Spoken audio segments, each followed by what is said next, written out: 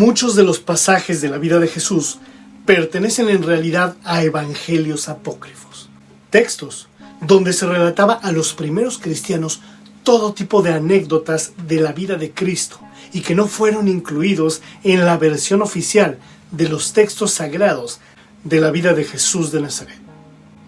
¿Qué tal, amigos y buscadores de la verdad? Bienvenidos a una nueva emisión de El Verbo. La historia del cristianismo y el relato bíblico ha sido motivo de discusión durante cientos de años. La Iglesia defiende su propia Biblia como el libro esencial del catolicismo, y asimismo pasa con los evangélicos y su Biblia de 66 libros. Pero también así pasa con los cristianos de la Iglesia copta, que incluyen 76 libros, y así en cada versión del cristianismo. Pero existen otros documentos, como el famoso Evangelio de Judas, que contradice esta versión oficial de los hechos y pone en el punto de mira la veracidad histórica de lo relatado y confirmado, al menos para el ojo común y poco entrenado en las ciencias bíblicas. Pablo de Tarso no perteneció al círculo inicial de los 12 apóstoles de Jesús, pero sus escritos constituyen la base de la mayor parte de la fe cristiana. Para él, lo verdaderamente importante en la vida de Jesús fue su muerte y resurrección. Sin embargo, algunos seguidores de Pablo, como los evangelistas Mateo, Marcos, Lucas y Juan, le enmendaron la plana. Es decir, ellos consideraban que la vida de Cristo también tenía importancia, y por ello publicaron sus evangelios. Pero con el paso del tiempo, estas publicaciones, en donde se habla sobre la vida de Jesús, se quedaron muy cortas en detalles para los lectores ansiosos de saber más sobre el Mesías. Dentro del universo de los apócrifos tenemos cerca de 60 textos, muchos de ellos evidentemente llenos de conceptos fantasiosos y desligados del cuadro bíblico. Y resultaría demasiado largo mencionar cada uno de los 60 libros apócrifos. Sin embargo, los más importantes son los siguientes: Evangelio de Tomás, Evangelio de Judas, Evangelio de María Magdalena, Evangelio apócrifo de Juan, Evangelio de la Natividad de María, Evangelios de la infancia de Tomás, Evangelio árabe de la infancia, Historia de José el carpintero, Evangelio de Pedro, Evangelio de Gamaliel, Evangelio de los Nazarenos, Evangelio de la muerte de Pilato, Apocalipsis de Pablo, Evangelio de Eva, entre muchos otros más. Los autores de los evangelios apócrifos intentaron llenar con sus propias historias y supuestos hechos de Jesús los huecos que dejaban los 4 evangelios aceptados por la Iglesia. Por ello abundan en datos sobre la vida oculta de Jesús y transmiten detalles de sucesos recogidos por los evangelistas. Por ejemplo, es en los libros apócrifos donde se dice que los magos de Oriente eran reyes y que llevaban los nombres de Melchor, Gaspar y Baltasar. Algo parecido sucede con Verónica, la mujer que enjugó con un lienzo el rostro de Cristo mientras caminaba hacia la cruz. Su historia y su nombre solo aparecen en el Evangelio de Lucas. Le seguía una gran multitud del pueblo y mujeres que se dolían y se lamentaban por él. Jesús, volviéndose a ellas, dijo: Hijas de Jerusalén, no lloréis por mí. Llorad más bien por vosotras y por vuestros hijos, porque llegarán días en que se dirá: dichosas las estériles, las entrañas que no engendraron y los pechos que no criaron. Pero este pasaje dejó insatisfecha a la primera comunidad cristiana, que lo transformó en la siguiente historia recogida en el libro apócrifo Hechos de Pablo. Cuando mi Señor se iba por ahí predicando y yo carecía de su presencia, muy a pesar mío quise que me pintaran su imagen, para que, mientras me veía privada de su presencia, me diese al menos consuelo su figura. Y cuando llevaba el lienzo al pintor para que me la pintara, mi Señor me salió al paso y me preguntó a dónde iba. Cuando le expliqué la causa de mi marcha, me pidió el lienzo y me lo devolvió señalado con la imagen de su venerable faz. Por consiguiente, Si alguien mira con devoción su aspecto, obtendrá el beneficio de su curación. De hecho, Verónica es un vocablo grecolatino, vero, ícono, que significa verdadera imagen, como si se hablara de la imagen de Jesús. En el episodio de la crucifixión de Jesús, los evangelios apócrifos tratan de rellenar las aparentes lagunas de los evangelios canónicos. Según estos últimos, a la izquierda y a la derecha de Jesús fueron crucificados dos bandoleros, que es como los romanos llamaban a los sediciosos que se oponían a su poder. El Evangelio de Nicodemo nos proporciona los nombres de estos bandidos. Allí se refiere que el prefecto romano, Poncio Pilato, tras oír que los judíos desean la muerte de Jesús, decreta su muerte. Tu raza te ha rechazado como rey. Por eso, he decidido que en primer lugar seas azotado, según la costumbre de los reyes piadosos. Y luego, seas colgado en la cruz, en el jardín donde fuiste apresado. Y que los dos malhechores, Dimas y Gestas, sean crucificados juntamente contigo. Uno de los episodios que más llaman la atención en la pasión de Jesús solo aparece en el Evangelio de Juan. El momento en el que un soldado romano clava una lanza en el costado de Jesús para hacer que su muerte se llevara a cabo de manera segura. En este texto del apóstol Juan, el soldado es un personaje anónimo, pero el Evangelio de Nicodemo y una presunta carta de Pilato a Herodes Antipas nos revelan su nombre: Longino de Cesarea, y su cargo, centurión.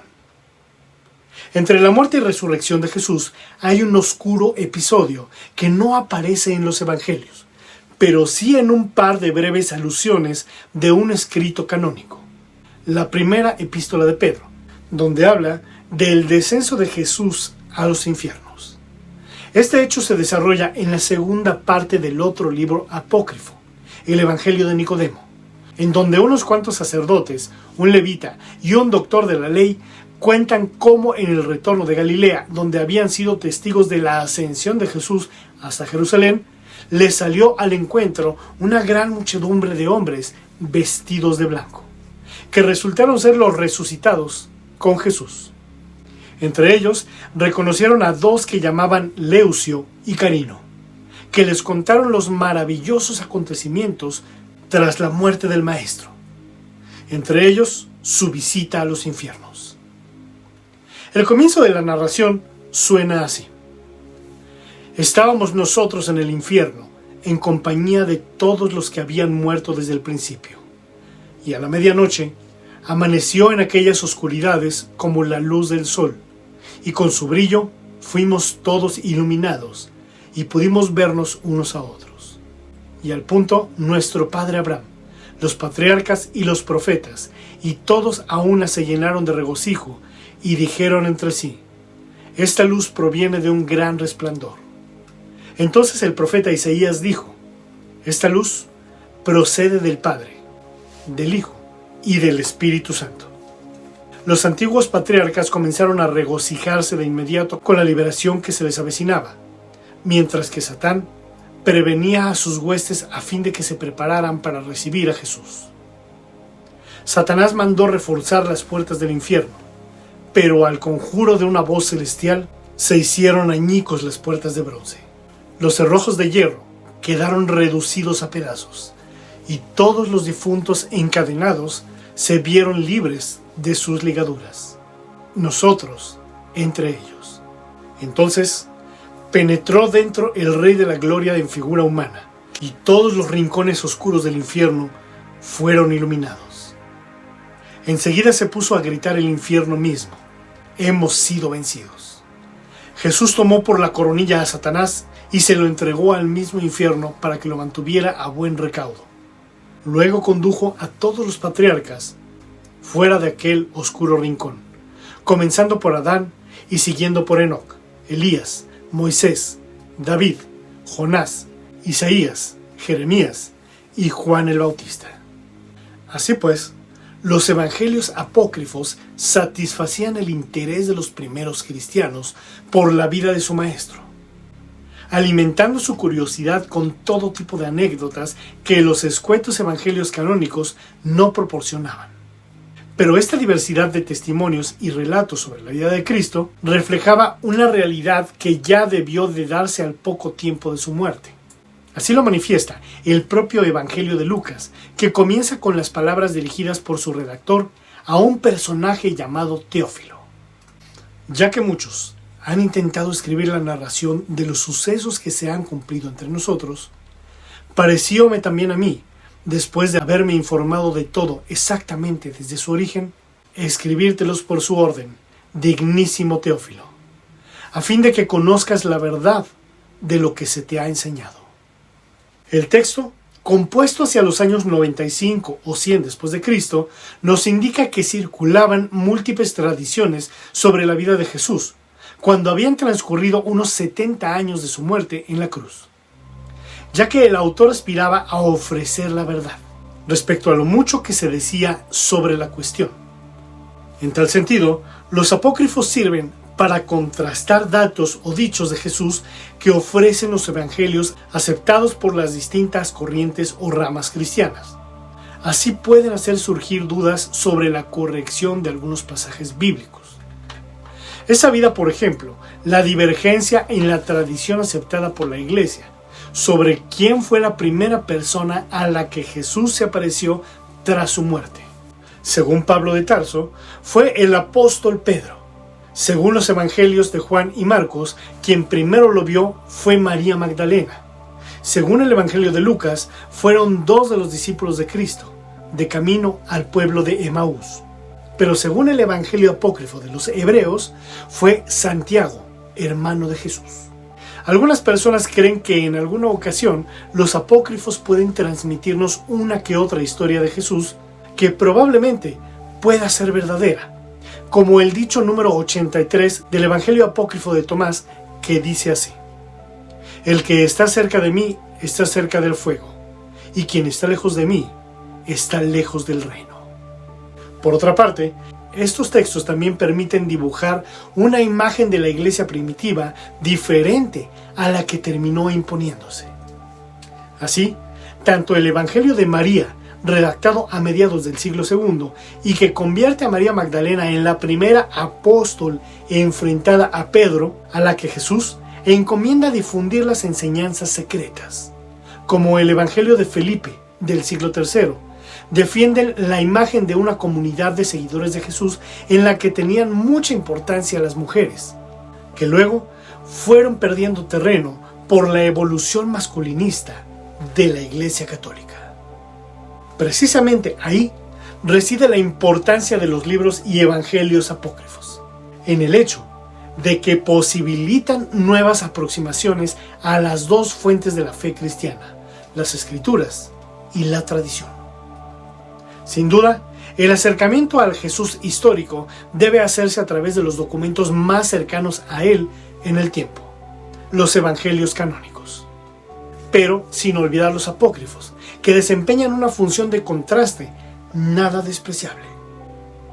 Por último, generalmente todos los pastores, sacerdotes o líderes religiosos del cristianismo coinciden en escandalizarse y reprender a los fieles que llegan a mencionar el interés en leer o conocer los libros y evangelios apócrifos. Y mi consejo es el siguiente: léanlos, cómprenlos, estúdienlos, analícenlos. No son libros oscuros o prohibidos. No tienen blasfemias ni groserías y tampoco son difíciles de conseguir. Los pueden adquirir en Amazon o en librerías de prestigio y también sin prestigio. Sin embargo, lo que primordialmente siempre recomiendo es que lean y estudien los 4 evangelios bíblicos: Mateo, Marcos, Lucas y Juan, para que puedan tener bases de conocimiento y poder discernir entre lo verdadero y lo fantasioso. Porque sí, la mayoría de los libros apócrifos, salvo 1 o tal vez 2, son meras fantasías, escritos ni siquiera por los supuestos autores y en tiempos muy distantes. Es por eso que esos libros quedaron fuera de la Biblia. Y a mi consideración, el único que debió haberse quedado es el libro de Enoc, tal como hace la iglesia cristiana copta, es decir, la iglesia cristiana de Egipto, quienes sí incluyen el libro de Enoc en su Biblia. En fin, lean todo, pero también duden todo, pregunten todo. Recuerden que no hay preguntas tontas, sino tontos que no preguntan. Bien, amigos y buscadores de la verdad, realmente agradezco el tiempo que han dedicado e invertido en ver o escuchar esta emisión, la cual les pido compartan en sus redes sociales para que otros buscadores de la verdad la encuentren. Por cierto, 1000 gracias a todos los auténticos buscadores de la verdad que han realizado donativos para la continuidad de este canal. Te invito a que te unas haciendo clic en el botón de gracias, en donde podrás donar desde $1 en adelante. Si te gustó mi contenido, regálame un buen like y suscríbete a mi canal. Recuerda hacer clic en la campanita para que te llegue una pequeña notificación cada vez que suba un nuevo e interesante video. Les deseo mucha luz y que en verdad sean libres. Gracias y hasta la próxima.